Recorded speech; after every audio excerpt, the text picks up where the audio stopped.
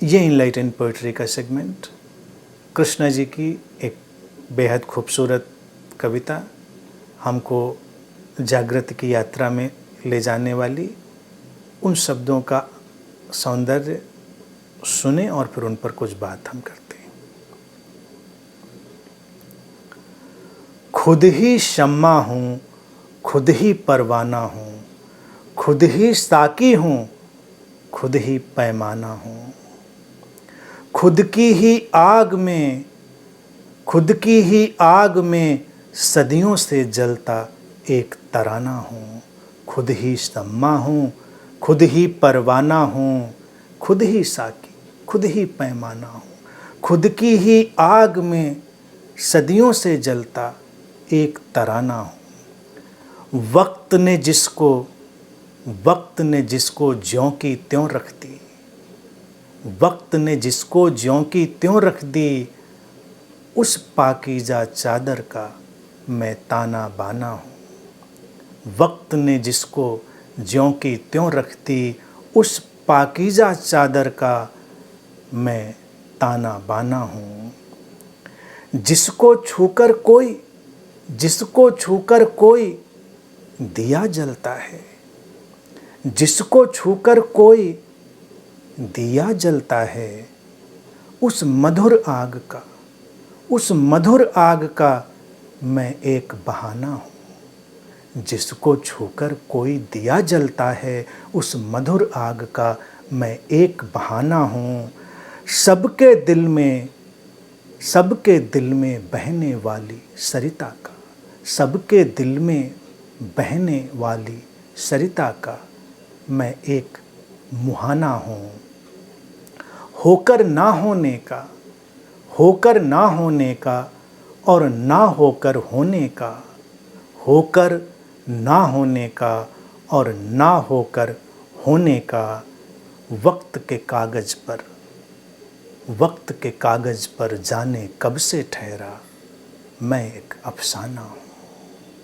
खुद ही सम्मा हूँ, खुद ही परवाना हूँ, खुद ही साकी, खुद ही पैमाना हूँ। खुद की ही आग में सदियों से जलता एक तराना हूँ।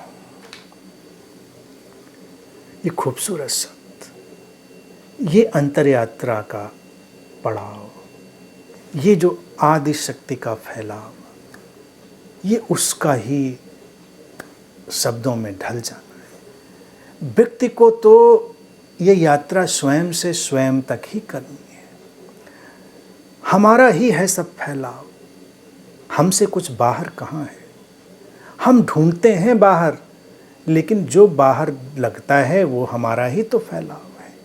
वो जलती हुई लौ भी तो तुम ही हो, और उसकी ओर आकर्षित होकर जो पतंगे जाते हैं, जो परवाने जाते हैं, वो भी तो तुम ही हो।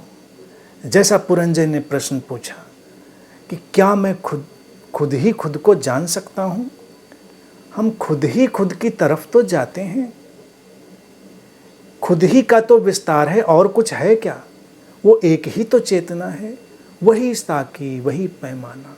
हम बाहर ढूंढते हैं, वही ढालने वाला है, वही ढलने वाला है, उसी में ढलता है। वो जीवन का अमृत उसी चेतना से ढलता है, उसी में ढाला जाता है, उसी में उसका आनंद लिया जाता। वही मैं सब हूँ, अर्थात वही तुम सब भी हो। और एक जो आग है, एक जो प्यास है, जो सदियों से जल रही है, व्यक्ति के भीतर अपने उस स्रोत में लौट जाने की जो तड़प, और उसमें जो जल रहा है हमेशा से एक गीत, एक तराना, वो मैं हूँ। जो शब्द हैं कितने खूबसूरत हैं। वो आग में जलता हुआ एक गीत है हमारा जीवन। आग में जलकर कोयले की तरह बिखरती हुई ये यात्रा नहीं है। हम जैसे जैसे जलते जाते हैं, वैसे वैसे हमारे भीतर से एक तराना, एक गीत उभरता जाता है। वही हमारा होना है। और वक्त ने जिसको ज्यों की त्यों रख दी, उस पाकीज़ा चादर का मैं ताना बाना हूँ। कबीर जिसको कहते हैं ना, ज्यों की त्यों रख दीन ही चदरिया, झीनी झीनी बीनी चदरिया। साधना का अंतिम पड़ाव जब तुम अछूते हो जाते हो, डिटैच हो जाते हो, है ओढ़ी जाती है चादर, बिछाई जाती है, उपयोग करी जाती है, लेकिन समय उसको वैसे का वैसा संभाल कर रख देता है। लेकिन उसके ताने बाने, उसको बिनने की जो व्यवस्था है वो तो मैं ही हूँ। यानी कि वो चादर भी हमसे अलग कहाँ हो जाती है। उस चादर का ताना बाना, यानी कि उस व्यवस्था को जो अछूती है हमारे भीतर, अनअटैच्ड है, उसको भी तो अस्तित्व ने बुना है, और उसका एक एक रेसा ही तो हमारा होना है, एक एक ताना बाना जो है वही तो हमारा होना है। और अगले जो शब्द हैं वो कितने खूबसूरत हैं, जिसको छूकर कोई दिया जलता है। यानी कि जब तुम्हारा होना ऐसा हो, जब ये चादर ज्यों की त्यों रखने की चेतना की अवस्था हो जाती है, तो वो लपट, वो आग जिसमें तुम्हारा गीत उभरता था चिरंतन जीवन का, वो इतना प्रखर हो जाता है, वो आग ऐसी हो जाती है कि उसको जैसे ही कोई छूता है कोई दिया जल जाता। उस मधुर आग का मैं एक बहाना हूँ। वो आग मधुर हो जाती है, मीठी हो जाती है। ऐसे तो आग लगता है जलाती है, हमको परेशान करने वाली है, लेकिन जब तुम्हारी संभावनाएं तुम्हारे भीतर खिल जाती हैं तो आग भी मधुर हो जाती है।